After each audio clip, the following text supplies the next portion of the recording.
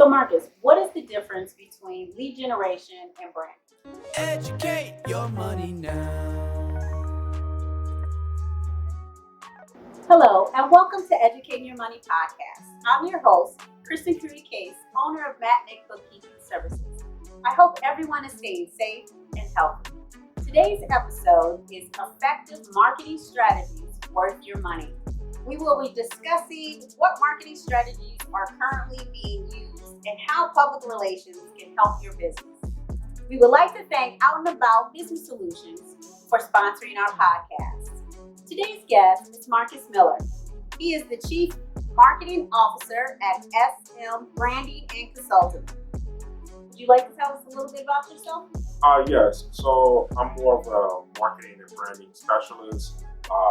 That's really just a fancy term to say I help people grow and use strategies to expand their awareness on and off social media. So I've worked with a number of different industries, real estate, models, trainers, small businesses, a whole slew of different small businesses to kind of help them narrow in on their effective marketing strategies.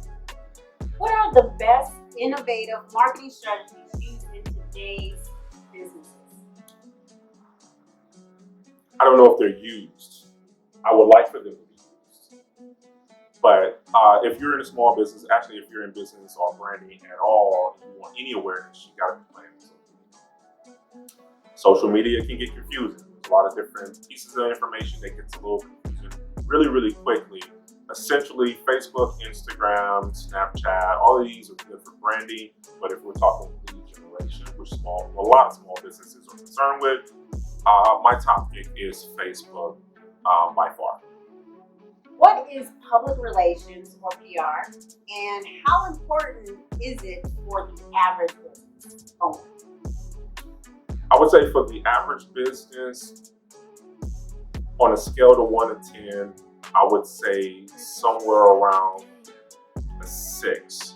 Because a lot of times the PR is a factor to add on top of the existing branding strategy that is already working. So if you have zero brand awareness, PR isn't going to get you that full awareness that you're looking for. So PR is like an extension of the branding efforts you already have in place. So I wouldn't necessarily start with PR. I would start with grassroots awareness, social media channel awareness, and then branch into PR. So Marcus, what is the difference between lead generation and branding? Excellent question. A lot of small businesses run into a situation where they kind of confuse the two. They both operate together, but they still have different strategies on how it's achieved. So, for example, if a small business had a monthly branding and advertising budget of $300, I would not put a large portion of that on branding.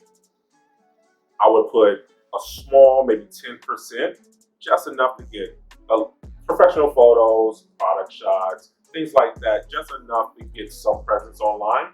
But posting every day with branding content isn't going to be reliable, predictable, trackable methods of getting sales. Now, the sales generation side, if you're doing an ad for that, which I recommend doing ads primarily on social media, if you're doing ads for that, then it's different.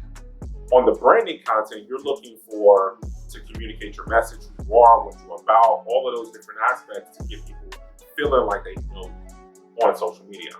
Now, on the lead generation side, we don't necessarily want to focus on the messaging side. We want to focus on clear, concise, itemized methods of information to get out there. So if you can't explain it in 2 or 3 sentences, it's way too long in the sales generation side, because you want them to say, hey, I got this product, it's better because of this, and you should buy it because of this, and we're the lowest in town, check us out. So that's really just cut straight to the point, and then let the product kind of speak for itself.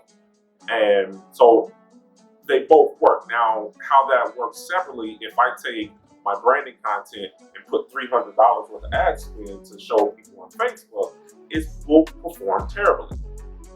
Now, if I take my lead generation side and just post it on my social media pages without putting ad spend, expecting people to get know more about me, it wouldn't perform well either because now it feels like an advertising. And on social media, the moment it feels like an advertising, you lose people.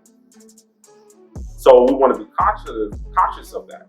So a lot of times I like to do a lot of my branding content on the page and do my sales stuff in the background. So I don't have to put it on my page to sell. So therefore I'm not spamming my audience. My audience is not feeling like, this is a non-stop YouTube advertising that can't skip. So, you just basically want to be conscious of what method you're taking at the time and then utilize them together. So I would definitely do the branding content on the page, personal, friendly, who you are, more insight. A good idea of if a piece of content is good branding content is because it gives you more insight to who you are as a person. If it does not give more insight to who you are as a person and your product and your awareness, that's useless content. I would like to thank Marcus for coming on the show and sharing his expertise and spending time in his busy day to be with us today. Of course, thank you for having me. Thank you for coming. Be sure to post any questions or comments you have below. And if you have a topic you'd like to discuss, email educatingyourmoney@gmail.com. Thank you. Marcus, if any of our viewers or listeners wanted to contact you, how can they get a hold of you? Social media. No business cards, no websites, no flyers, no postcard mailers. Social media. And that's Marcus at Work on Instagram, on Facebook as SM Branding and Consulting, on LinkedIn as Marcus Miller. You see a picture of his face. That's it. Oh, yeah. MarcusAtWork.org. Thanks for watching Educating Your Money podcast, where it's not just about making money, but about educating your money. See you next Monday for our next episode. Thank you and stay safe, everyone. Edu